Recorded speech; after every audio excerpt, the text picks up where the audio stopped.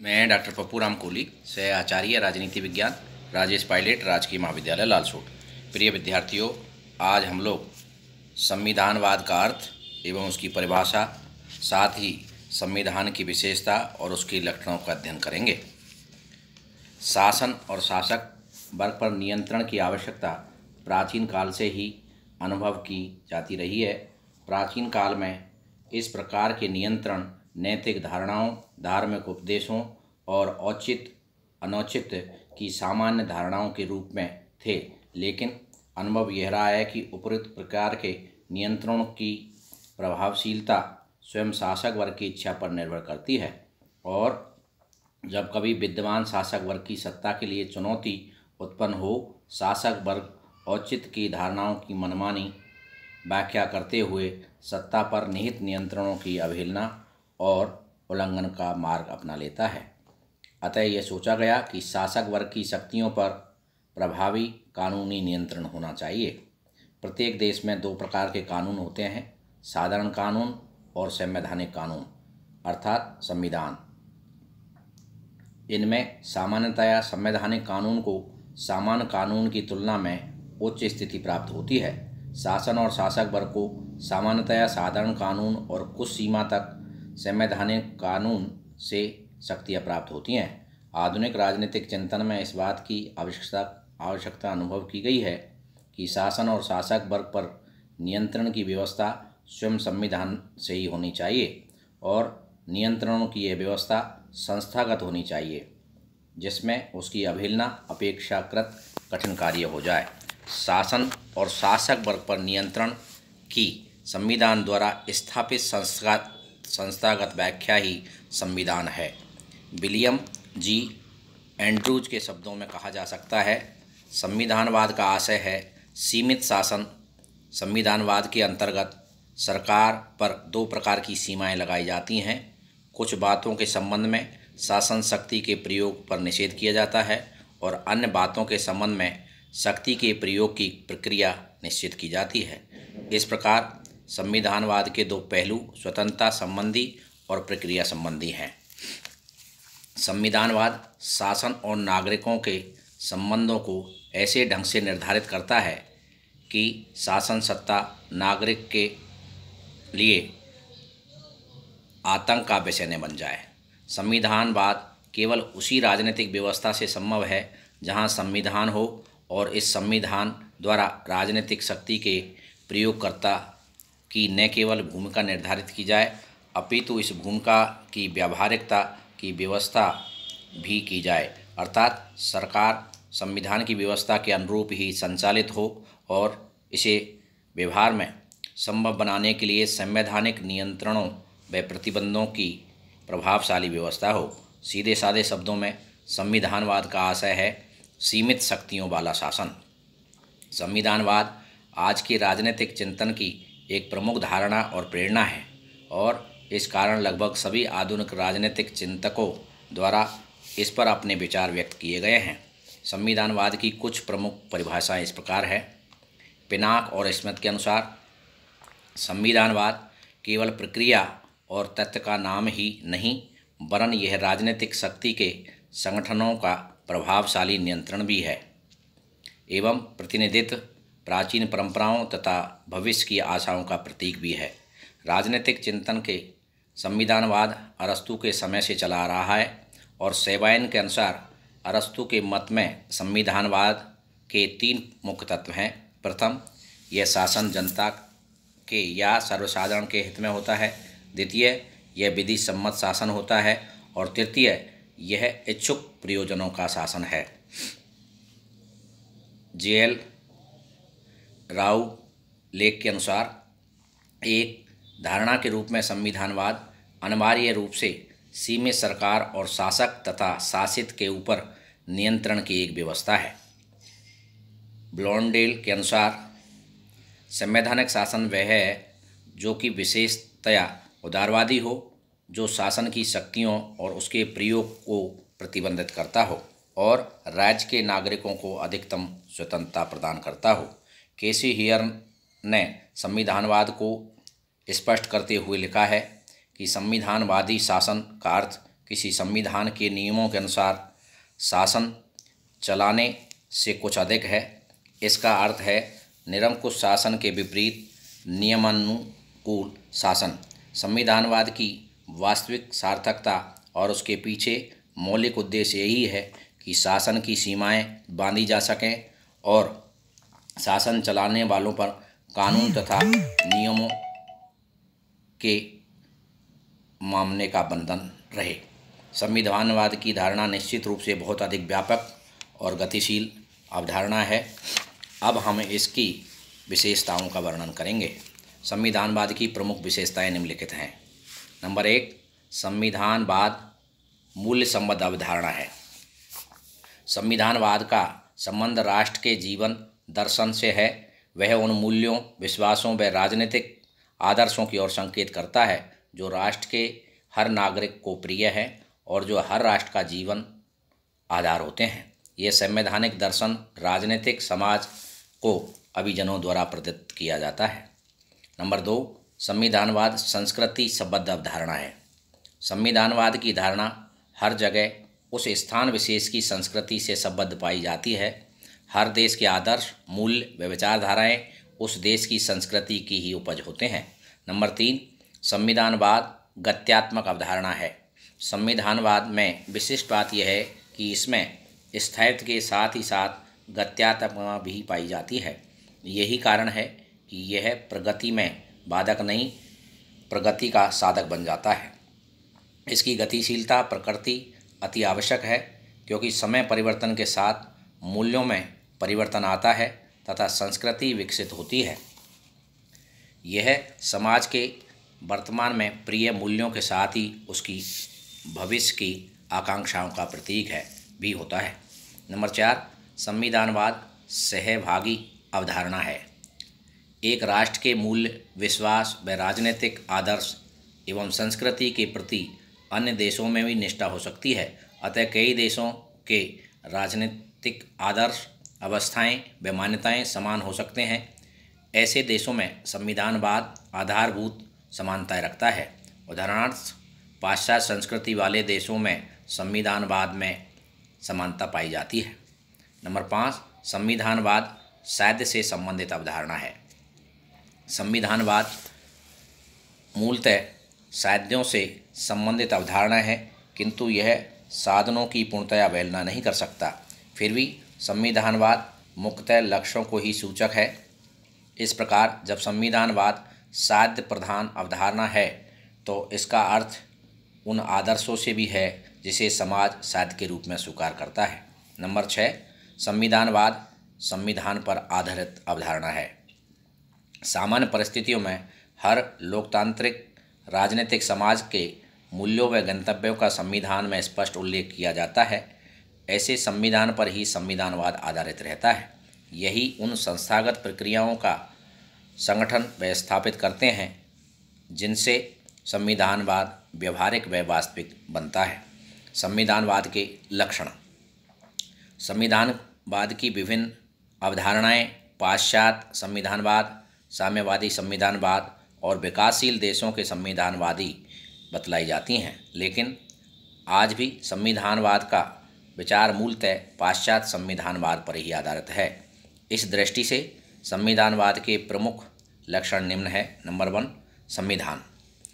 संविधान का अस्तित्व संविधानवाद की कोई गारंटी नहीं है, लेकिन यह तथ्य है कि संविधान के बिना संविधानवाद संभव नहीं होता। संविधानवाद के लिए आधारशिला प्रस्तुत करता है। संविधानवाद शासन शक्तियों को सीमित करने की संस्थागत व्यवस्था है और यह संस्थागत व्यवस्था संविधान की ही देन हो सकती है। सैद्धांतिक दृष्टि से संविधान लिखित, अलिखित, विकसित, निर्मित, लचीला या कठोर कैसा भी हो सकता है, लेकिन विकसित, अलिखित और परिभाषिक दृष्टि से लचीले संविधान लगभग बीते हुए समय की चीज़ बन चुके हैं और उनके आधार पर संविधानवाद को प्राप्त कर पाना केवल ब्रिटेन जैसे राजनीतिक परिपक्वता वाले राज्यों में ही संभव है। आज सामान्य धारणा यह है कि संविधान निर्मित और लिखित होना चाहिए जिनसे शासन की शक्तियों पर प्रतिबंध का स्पष्ट उल्लेख हो और संविधान में संवैधानिक कानूनों को साधारण कानूनों की तुलना में उच्च स्थिति प्राप्त हो। नंबर 2, जनता के प्रति उत्तरदायी या लोकतंत्रीय शासन। हमें लोकतंत्र को ही संविधानवाद या संविधानवाद को लोकतंत्र का समरूप मान लेने की भूल नहीं करनी चाहिए। साम्राज्यवादी अपनी शायद लोकतंत्र कहला सकता था, यद्यपि यहाँ संविधानवाद का अस्तित्व था, क्योंकि शासन सत्ता का प्रयोग कानून के अनुसार होता था, न कि निरंकुशतापूर्वक अथवा मनमाने ढंग से। दूसरी ओर आज के कुछ तथाकथित लोकतंत्रीय राज्यों में जनता द्वारा निश्चित सरकारें जिस प्रकार से मनमाने रूप से आचरण करती हैं, उसके कारण प्रत्येक लोकतांत्रिक राज्य को संविधानवादी राज्य कह पाना संभव नहीं होता। लेकिन लोकतंत्र और संविधानवाद परस्पर समरूप न होने पर भी लोकतंत्रीय शासन संविधानवाद की एक पूर्व शर्त है और कार्टर तथा हर्ज के शब्दों में कहा जा सकता है, संविधानवाद अधिनायकवाद विहीन राज्य में ही संभव है। नंबर 3, विधि सम्मत शासन और शासन सत्ता पर नियंत्रण की व्यवस्था। अरस्तु के समय से ही यह विचार मान्य है कि आदर्श राज्य में सर्वोच्चता की स्थिति बिना व्यक्तियों को नहीं परंतु विधियों को ही प्राप्त होनी चाहिए।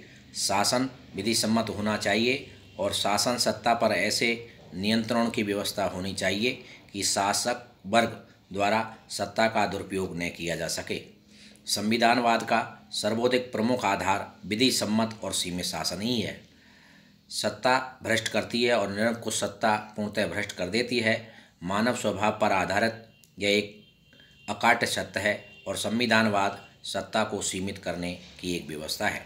नंबर 4, मूल अधिकारों की व्यवस्था और न्यायपालिका की स्वतंत्रता। 1791 ईस्वी में जब अमेरिका संविधान में 10 संशोधन कर संविधान में नागरिक अधिकारों की व्यवस्था की गई, उसी समय से यह विचार मान्य है कि संविधान में ही नागरिक अधिकारों का उल्लेख होना चाहिए, जिससे नागरिकों के अधिकार शासन की दया पर निर्भर न रहे। आज इस विचार को समस्त विश्व में सामान्य मान्यता प्राप्त हो गई है। इसके साथ ही नागरिक अधिकारों की रक्षा का भार न्यायपालिका पर होता है और न्यायपालिका ये कार्य तभी संपन्न कर सकती है जबकि उसे व्यवस्थापक कार्यपालिका के दबाव से स्वतंत्र स्थिति प्राप्त हो। अतः स्वतंत्र न्यायपालिका संविधानवाद की एक आवश्यक शर्त बन जाती है। वस्तुतः न केवल न्यायपालिका स्पष्ट होनी चाहिए वरन न्यायपालिका को न्यायिक पुनर्कलन की शक्ति भी प्राप्त होनी चाहिए, जिससे न्यायपालिका उन कानूनों को अवैध घोषित कर सके जो मूल अधिकारों का हनन करने वाले और संविधान के प्रतिकूल हों। कार्टर और हर्ज लिखते हैं, मूल अधिकार व स्वतंत्र न्यायपालिका प्रत्येक संविधानवाद की सामान्य और अनिवार्य विशेषता है। नंबर 5, शक्तियों का विभाजन और विकेंद्रीकरण। फ्रेडरिक लिखते हैं कि जनसमूह भी उतने ही निरंकुश हो सकता है जितना कि मुकुट धारण करने वाला एक विशिष्ट व्यक्ति। अतः लोकतंत्र को संविधानवादी शासन का रूप देने के लिए मॉन्टेस्क्यू द्वारा प्रतिपादित शक्तियों के विभाजन के सिद्धांत और अधिकाधिक संभव सीमा तक सत्ता के विकेंद्रीकरण की व्यवस्था को अपनाया जाना चाहिए। कार्ल जे फ्रेडरिक ने लिखा है, शक्ति विभाजन सभ्य शासन अथवा सरकार का आधार है और यही संविधानवाद का अभिप्राय है। मॉन्टेस्क्यू द्वारा प्रतिपादित शक्ति विभाजन सिद्धांत एक लचीली और गतिशील धारणा है जिसका मूल लक्ष्य सत्ता के दुरुपयोग के विरुद्ध व्यवस्था है। अतः संविधानवाद के लिए शक्ति विभाजन सिद्धांत की मूल भावना को ग्रहण करना होगा। यह भी नितांत सत्य है कि सत्ता का विकेंद्रीकरण सत्ता के दुरुपयोग के विरुद्ध सुरक्षात्मक व्यवस्था का कार्य करता है। नंबर 6, सत्ता और व्यवस्था में शांतिपूर्वक परिवर्तन की क्षमता। राजनीतिक क्षेत्र में अनेक बार बल प्रयोग इस कारण होता है कि सत्ता में परिवर्तन की कोई निश्चित और समान प्रक्रिया नहीं होती। अतः सत्ता धारकों में शांतिपूर्वक परिवर्तन की व्यवस्था होनी चाहिए। कार्ल जे फ्रेडरिक लिखते हैं, व्यवस्थित परिवर्तन की जटिल प्रक्रियात्मक व्यवस्था ही संविधानवाद है। सत्ता में शांतिपूर्वक परिवर्तन तभी संभव है जबकि निश्चित अवधि पर चुनावों की व्यवस्था हो, एक से अधिक राजनीतिक दलों का अस्तित्व हो और लोकमत के निर्माण तथा अभिव्यक्ति के साधनों की स्वतंत्रता की स्थिति प्राप्त हो। इसके अतिरिक्त समाज के मूल्य और आदर्श बदलते रहते हैं। अतः संविधानवाद का आदर्श इस बात की मांग है कि व्यवस्था में अपने आप को इस बदलते हुए मूल्यों के अनुसार ढालने की क्षमता होनी चाहिए। नंबर 7, श्रेष्ठ परंपराएं और सामाजिक बहुलवाद। संविधानवाद की दृष्टि से श्रेष्ठ सामाजिक, सांस्कृतिक व संवैधानिक परंपराएं और बहुलवाद का भी पर्याप्त महत्व है। यदि किसी समाज में सुस्थापित परंपराएं हैं तो शासन इन परंपराओं की उपेक्षा करके जनमत को क्रुद्ध करने का साहस नहीं कर पाएगा। सामाजिक बहुलवाद समाज के विभिन्न संघों के माध्यम से शासन की शक्तियों को मर्यादित रखता है। श्रेष्ठ परंपराएं और सामाजिक बहुलवाद का महत्व इस दृष्टि से स्पष्ट है कि संयुक्त राज्य अमेरिका में जिन संवैधानिक व्यवस्थाओं के आधार पर एकता, स्वतंत्रता और न्याय के लक्ष्य को प्राप्त किया है, दक्षिण अमेरिका राज्यों में वे अधिकारी वर्ग द्वारा शक्तियों के दुरुपयोग को नहीं रोक सके हैं। रॉबर्ट ए ढेल ने अपनी पुस्तक ए परफेक्टिंग टू डेमोक्रेटिक थ्योरी में लिखते हैं कि निर्वाचनों के प्रति उत्तरदायित्व के साथ सामाजिक बहुलवाद बहुमत वर्ग द्वारा सत्ता के दुरुपयोग को रोकने का प्रभावशाली साधन है। संविधानवाद के कुछ अन्य लक्षण भी बतलाए गए हैं, जैसे संघवाद, स्वस्थ लोकमत और प्रेस की स्वतंत्रता आदि। संविधानवाद के संबंध में इस बात को ध्यान में रखना होगा कि संविधानवाद मूलतः एक गतिशील धारणा है। प्रथम महायुद्ध तथा पाश्चात्य संविधानवाद को ही संविधानवाद समझा जा सकता था, लेकिन प्रथम महायुद्ध के समय, विशेषतया द्वितीय महायुद्ध के समय से परिस्थितियां बहुत अधिक तेज़ी से परिवर्तित हो रही हैं।